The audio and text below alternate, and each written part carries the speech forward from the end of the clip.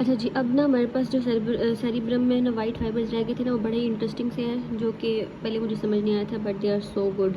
सबसे पहले हमारे पास 3 तरह के फाइबर्स होते हैं। एक होते हैं कमीशन फाइबर्स, ठीक है। कमीशन फाइबर्स क्या करते हैं, एक सेरिब्रल हेमिस्फीयर, जैसे ये अगर राइट है और ये हमारे पास लेफ़्ट है, तो राइट सेरिब्रल हेमिस्फीयर और लेफ़्ट सेरिब्रल हेमिस्फीयर के जो कॉर्टिकल एरियाज़ हैं ना, उनको मिलाते हैं।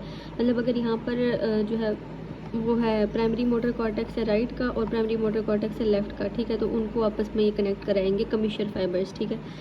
और फिर हमारे पास आ जाएगा, इसकी एग्जांपल्स 5 हैं, ठीक है। एक है कार्पस्कुलज्म, वो इसकी डिटेल है इस पेज पे। तो कार्पस्कुलज्म जो है वो सबसे बड़ा हमारे पास कमीशन होता है सेरिब्रम का कमीशन फाइबर, और ये हमारे पास ना 4 तरह के इसमें से फाइबर निकलते हैं। मतलब हमने कार्पस्कुलज्म का पढ़ा था कि ये इसका रोस्ट्रम है, और फिर ये जीनू जहाँ से टर्न लेता है, फिर ये इसकी बॉडी, और ये स्प्लीनियम जहाँ पर ये एंड होता है, ठीक है। तो ऐसे करके ना हमने जो है वो इसका पढ़ा था, मतलब ये सी शेप्ड होता है, तो इस तरह करके ना। तो इसके जो हमारे पास ये एरियाज़ है ना सारे, ये जीनू रोस्ट्रम वगैरह सारे बॉडी स्प्लीनियम, इनमें से ना 4 तरह के फाइबर्स निकलते हैं। अब जो जीनू है वहाँ से हमारे पास क्या निकलेगा, फॉरसेप्स माइनर। मतलब फॉरसेप्स माइनर क्या करता है कि जो फ्रंटल लोब होता है ना, ये अगर हम बना देते हैं जी सारा ब्रेन का, ठीक है। तो फ्रंटल लोब जो होता है ना, एक साइड का दूसरे साइड के साथ उसको कनेक्ट करवाता है। उसके बाद हमारे पास होता है बॉडी, ठीक है। बॉडी क्या करवाती है, इसमें से 2 तरह की निकलती हैं, एक रेडिएशंस होती हैं, ठीक है, कार्पस्कुलोजम की।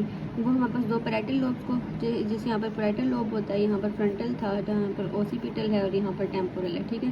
पैराइटल लोब्स को भी कनेक्ट करवाता है, और एक इसकी टेपेटम फाइबर्स होते हैं, वो टेम्पोरल लोब के साथ कनेक्ट करवाते हैं। मतलब एक सेरेब्रल हेमिस्फीयर, मतलब राइट सेरेब्रल हेमिस्फीयर के टेम्पोरल लोब को लेफ्ट सेरेब्रल हेमिस्फीयर के टेम्पोरल लोब से कनेक्ट करवाते हैं, ठीक है। और फिर हमारे पास आ जाती है आगे एंड पे स्प्लीनियम आ जाती है इसकी, ठीक है। तो जो स्प्लीनियम होती है ना, वो हमारे पास उसको फॉरसेप्स मेजर कहते हैं, और जो हमारे पास थी ना ये जीनू, वहाँ से फॉरसेप्स माइनर निकलते हैं, जो फ्रंटल लोब से रहता है, ठीक है। ये हमारे पास माइनर है छोटे वाला, और ये फॉरसेप्स मेजर है बड़े वाला, ठीक है।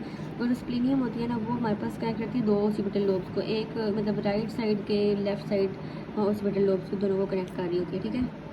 फिर हमारे पास बात आती है एंटीरियर कमीशन में, इतना खास कोई डिटेल थी नहीं। पोस्टीरियर कमीशन में यह था कि जो सुपीरियर कॉलिकुलस होते हैं ना दोनों हेमिस्फीयर के, उनको जोड़ता है, साथ में ओक्यूलोमोटर न्यूक्लियस होते हैं ना जो दोनों हेमिस्फीयर्स के, उनको जोड़ता है पोस्टीरियर। हेमिनियर कमीशन भी होता है, एक हाइपोकैम्पल कमीशन होता है।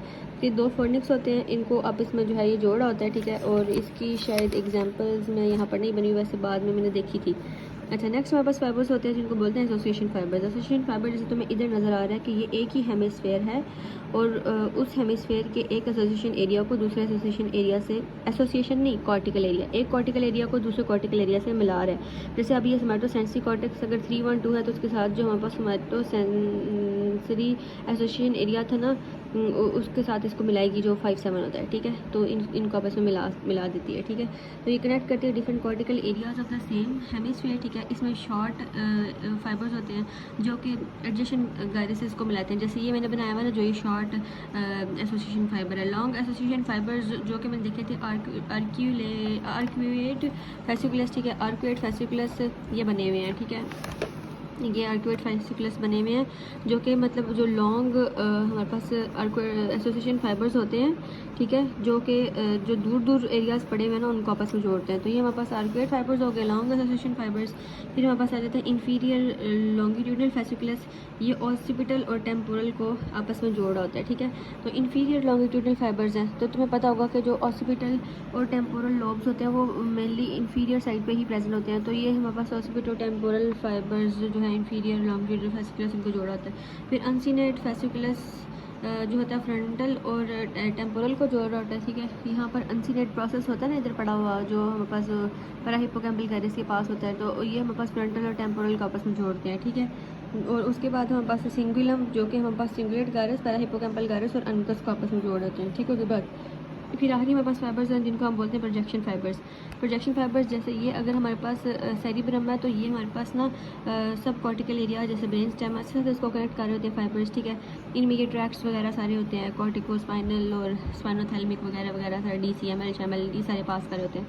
तो ये हमारे पास कनेक्ट करते हैं सेरेब्रल कॉर्टेक्स को। उसके साथ अब इसमें मेन आ जाते हैं हमारे पास इंटरनल कैप्सूल, ये तो हमें नज़र आ रहा है, जो इंटरनल कैप्सूल के हेड बिल्कुल ऊपर हमारे पास प्रेजेंट होता है कॉर्डेट न्यूक्लियस। फिर हमारे पास इसके middle of the temporal model और इसके लेटरली प्रेजेंट होता है लेंटिफॉर्म न्यूक्लियस, ठीक है।